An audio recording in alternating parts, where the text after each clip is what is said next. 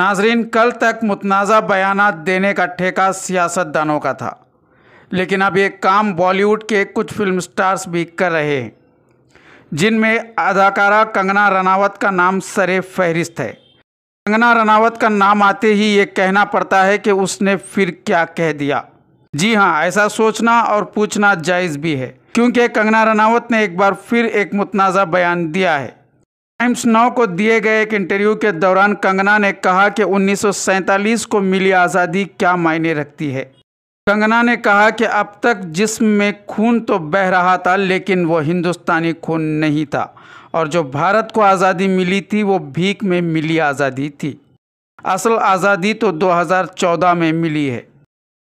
अब इस बयान को लेकर लोग अपनी राय दे रहे हैं। कई लोग इसकी मुखालिफत कर रहे हैं। कई लोगों ने ट्विटर पर इस बयान को चापलूसी का नाम दिया है, तो किसी ने कहा कि कंगना को अपना ज़हनी इलाज कराना चाहिए। किसी ने कहा कि स्कूल में फेल होने वाली कंगना को देश के इस मुद्दे पर बोलने के लिए प्लेटफॉर्म ही नहीं दिया जाना चाहिए। आम लोगों के अलावा सियासी शख्सियतें भी कंगना के इस बयान पर रद्द अमल दिखा रहे हैं। बीजेपी रुकने पार्लियामान वरुण गांधी ने ट्वीट करते हुए कहा कि कभी महात्मा गांधी की तौहीन, कभी उनके कातिल की इज्जत अफजाई और अब लाखों मुजाहिदे आज़ादी की कुर्बानियों का नज़रअंदाज किया जाना, इस सोच को मैं पागलपन कहूँ या देशद्रोही।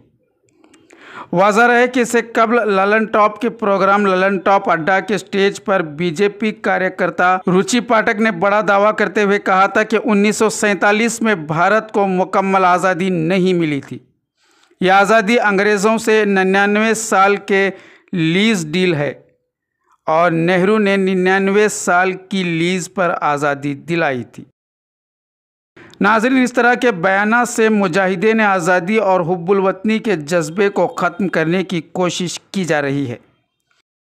मुल्क की आज़ादी पर सवाल उठाना और 2014 को आज़ादी मिलने का दावा करना गोया मुजाहिदीन आज़ादी के मुकाबले किसी एक शख्सियत और एक मखसूस सोच की अहमियत बढ़ाने की कोशिश है।